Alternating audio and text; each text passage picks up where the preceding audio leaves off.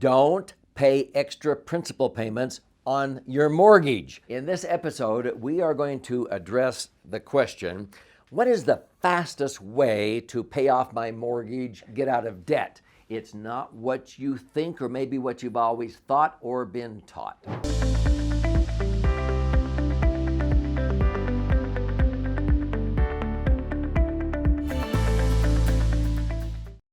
So I'm Doug Andrew. I've been a financial strategist and a tax minimization specialist for 45 years. I've written 11 books. My very first book, which became a bestseller, and then Time Warner became my publisher and commissioned me to write several more. And we've been blessed to have a New York Times, Wall Street Journal #1 bestseller. But my very first book had 23 chapters, and the very first chapter was called The $25,000 Mistake, being made by millions of Americans. Well, that was clear back in the year 2000. Now it would be the equivalent of at least a $100,000 mistake. What was it? People sending extra principal payments against their mortgage, trying to get their house paid off or get out of debt. Folks, any way, shape, or form of sending extra principal payments against your mortgage is not the fastest way to get out of debt. So I always talk about this particular story where one day I met with 3 finance professors at a major university, and they were sort of bragging, Mr. Andrew, we teach all of our finance students up here in the 400 classes that when they buy their first house, they should take out a 15-year mortgage instead of a 30-year mortgage if they can afford the payments. And I said, gentlemen, why do you do that? And they looked at me, well, duh. Maybe they meant Doug, I don't know.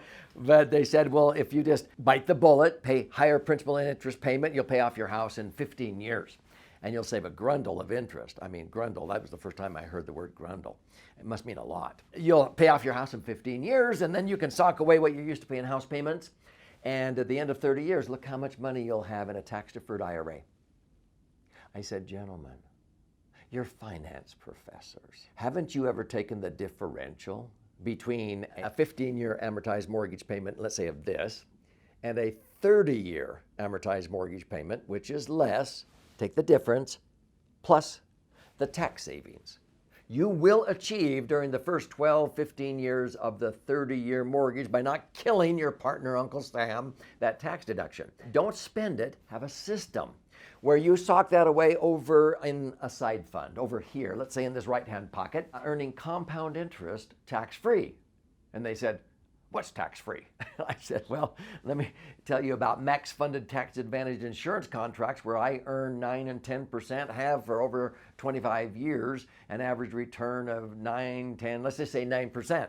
I said, why would I pay off the mortgage when the mortgage is, let's say, 4.5%, and in a 33% tax bracket, on $1 million mortgage, let's say, that would be $45,000 of interest at 4.5%, but I don't have to pay all that.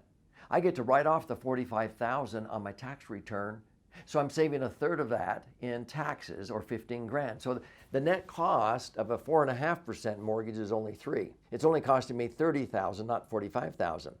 So if I'm paying $30,000 and I'm earning $90,000 on the money that I would have given to the mortgage company, that's 300% more. And I said, you've never done the math? Nope. I did it on an HP 12C calculator. They were flabbergasted. There was enough money over here in this pocket to totally pay off the 30-year mortgage in 12 and a half years. Using the exact same amount of money they were telling their students to pay off the mortgage in 15 years. In other words, I got the mortgage paid off 2.5 years faster. I don't care if it took me the same amount of time. I wanted the money over here where it's liquid and safe because I learned that lesson the hard way. I wanted to be able to access the money. When you give it to the mortgage company, there's only one way to get it back, and that's to prove that you need it back and that you can qualify to borrow it, or you have to sell the property. Sometimes you can't do that for the price that you want. Over here, it's my money. So I want that liquidity. I want the ability to access that. I want safety so that if the house goes down, I don't lose. Whenever real estate or any of my homes have gone down in value temporarily, I haven't lost a dime. Do you know in 2007, my house was worth $1.5 million, And a year later, it was only worth $1,000,001. I lost 400,000 based upon the value of the house, but I didn't lose a dime because my money wasn't in the house. 100% of my equity was over here, earning a rate of return of 8 to 10%. So I didn't lose a dime. It took about 6 or 7 years before the house came back to the $1.5 million valuation. In the meantime, I had made 100, 200% more than the cost of the mortgage. Most people were barely getting back what their house was worth. This is critical to understand, and that's why I would not recommend, if you want to get out of debt, you'll get out of debt much faster by putting it into a side fund and have liquidity and safety.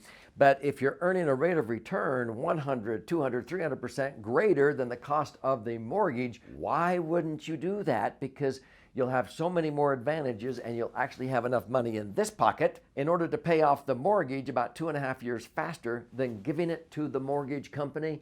I can prove that all day long. If this is intriguing you and you're still not quite computing what I just said, let me repeat it this way, because sometimes people say, well, that's a 15-year versus a 30-year, so I guess you're recommending the 30-year. Well, yeah, but don't take 30 years necessarily, because if you sock away the difference between the 15 and the 30-year mortgage payment plus the tax savings you will achieve in a system over here, compounding tax-free, you'll have enough money in this pocket. Okay, this pocket this is my assets. And where I put that money is in a laser fund. And you can click on this next episode here and learn how to get a free copy of this book, The Laser Fund. But that's where I've earned 9, 10%, sometimes 25%. But I don't lose when the economy goes down. It's actually protected in there. And so I'm earning 9%. The mortgage is costing me 3% over here on the simple interest tax deductible mortgage. That's like hiring an employee. For $30,000, that makes you an extra $90,000. Would you fire that employee? Oh, I got to hurry and get rid of this employee. Why would you get rid of an employee that's making you 3 times what they're costing you?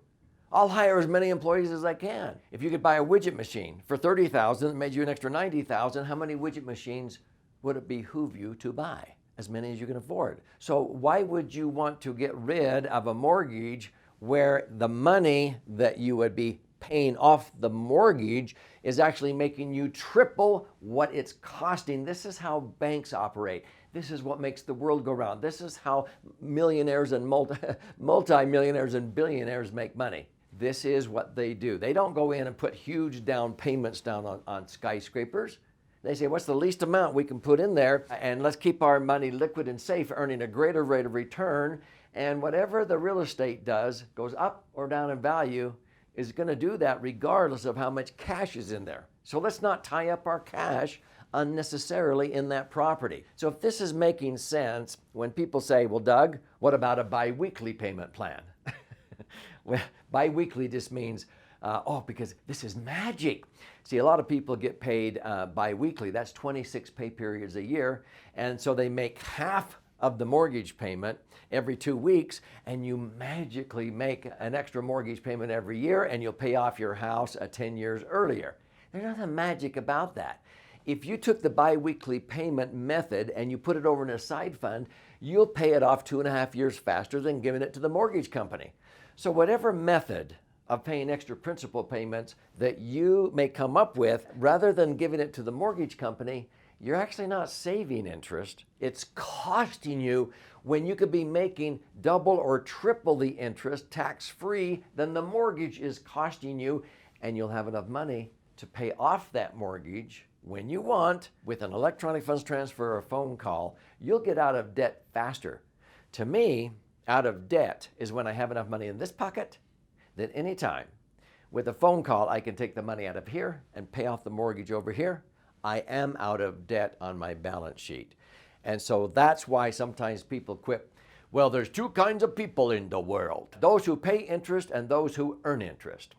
I don't know, there's a third kind of person. The mega wealthy thrivers learn when it's wise to pay interest in order to make more interest, and that's the magic of wealth accumulation. So if this is resonating with you, please click on this episode and you'll be able to learn why home equity is really not a prudent investment and the 3 key elements of a prudent investment.